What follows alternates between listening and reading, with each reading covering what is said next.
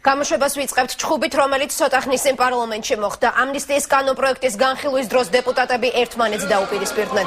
მიზეზი ის განცხადება, რომელიც ნუკრი ქანთარიამ გააკეთა, მოვახდენ ზუსტ ციტირებას.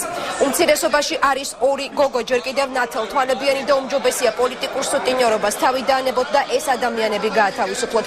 ამ ორ გოგოში ქანთარიამ სავარაუდოდ უმცირესობის ყველაზე ახალგაზრდა წევრები თამარ ბოკუჩავა და მარიამ საჯაია იგულისხმა. განცხადებას სიტყვიერი შელაპარაკება მოჰყვა. ნაციონალებმა ნუკრი ქანთარიას უღირსი დეპუტატი უწოდეს.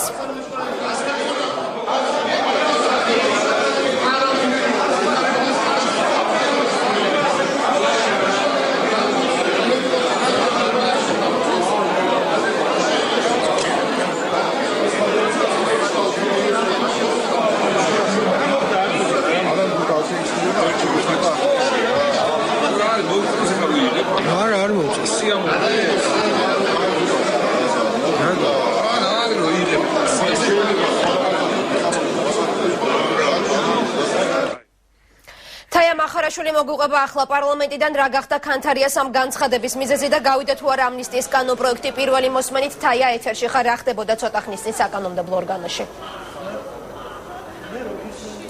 საკანონმდებლო ორგანოში დაპირისპირება შესვენების დროს დაიწყო. ნუკრი ქანთარიას რეპლიკას მოყვა ეს დაპირისპირება. ნაციონალურმა მოძრაობამ ნუკრი ქანთარიას უღირსი კაცი უწოდა, თუმცა თავად ქანთარიამ ეს ჩვეულებრივ პოლიტიკურ პროცესად შეაფასა. ქანთარიას განცხადებაზე პასუხის გაცემა პარლამენტის თავმჯდომარეს დავით უსუფაშვილს მოუხდა და უმრავლესობის სახელით უმცირესობას ბოდიშიც მოუხადა. ის რო ეს ბავშვები ყავთ ამათმე ბავშვებმა უნდა ისწავლონ, ლექციებზე უნდა იყონ, მათ მიმართ მაქვს აბსოლუტური პატივისცემა და ნათელი ასევე დამოკიდებულება. ეს არის უღირსი ნაძირალას და უღირსი გარეწრის საქციელი, რაც ამ ადამიანმა ჩაიდინა. ამ საქციელს არავითარი შეხება არ აქვს იმასთან, რაც არის არა მხოლოდ საპარლამენტო ცხოვრება, არამედ ელემენტარული ეთიკის ნორმები ადამიანების შორის ურთიერთობის. უმრავლესობის წარმომადგენლებმა გადმომცეს თავიანთი შეშფოთება და პოზიცია იმის შესახებ, რომ მსგავსი ქმედებები, მსგავსი გამოთქმები არ შეესაბამება საპარლამენტო პრაქტიკას.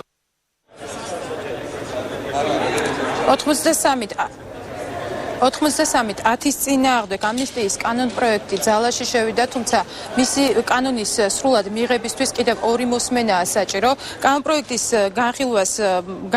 განხილვისას განსაკუთრებული მსჯელობის საგანი კვლავ პოლიტპატიმართა სია და 19 მუხლი გახდა. ჩიორა თაქთაქიშვილი და ეკაბესელია ამ 19 მუხლის ნიადაგზე დაუპირისპირდნენ ერთმანეთს. ჩიორა თაქთაქიშვილი მოითხოვს ვენეციის კომისიამ შეამოწმოს კანონპროექტი.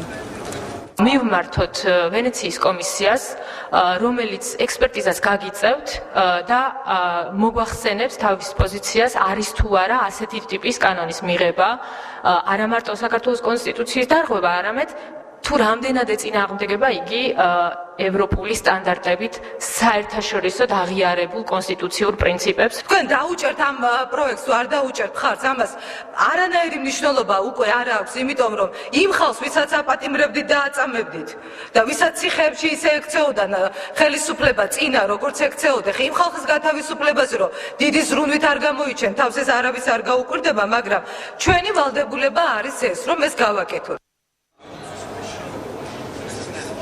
უმრავლესობის პოზიციის მიუხედავად მისი ზოგიერთი წარმომადგენელი ამნისტიის გაფართოების წინააღმდეგია. კობა დავითაშვილი აცხადებს, რომ პარლამენტმა დაზარალებულის ინტერესები უნდა გაითვალისწინოს.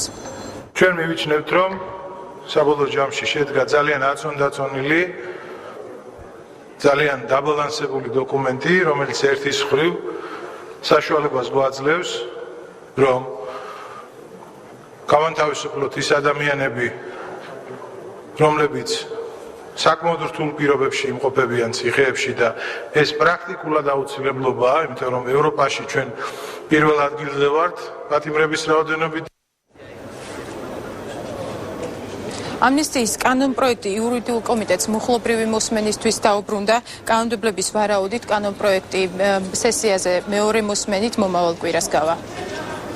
ჩხუბი პარლამენტში, რომელიც ამნისტიის კანონპროექტის განხილვას მოჰყვა, თაია მახარაშვილი საუბრობდა პირდაპირ ეთერში.